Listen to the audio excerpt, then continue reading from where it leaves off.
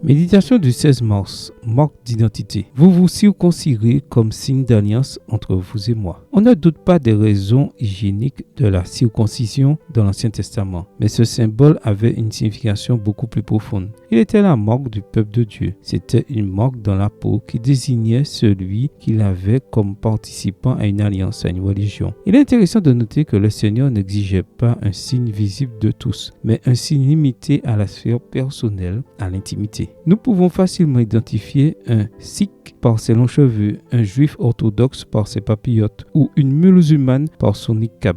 Cela n'est pas autant le cas pour un circoncis. Cette personne se savait appartenir à une alliance, mais le vivait par ce qu'il y a de plus intime. C'était un signal d'association intérieure et un tel signe renforçait son lien avec le transcendant. Avec le temps, le symbole est devenu un rite. La signification est devenue une simple forme. On connaissait le procédé, les précautions, les soins, mais on en avait oublié la raison. Créer des liens de proximité entre Dieu et la personne. C'est pourquoi dans Deutéronome 10, verset 16, le symbole est repensé. Vous circoncirez donc votre cœur et vous ne raidirez plus votre nuque. Ce n'était plus une question de peau, mais d'alliance véritable. Il s'agissait de mettre de côté les entêtements du vide et de s'ouvrir à la sensibilité du vécu. Il est normal aujourd'hui comme hier de vivre notre religion en respectant des cérémoniels parce que nous nous trouvons à une époque et dans des lieux concrets. Mais ces cérémonies répondent-ils à une relation de proximité avec Dieu? Sont-ils un signe ou simplement une cicatrice religieuse? Nous permettent-ils d'avoir une grande confiance en notre Seigneur? S'ils ont perdu leur sens, n'hésite pas. Enlève ce qui est superflu dans ton cœur. Reviens à la pureté et à la sensibilité.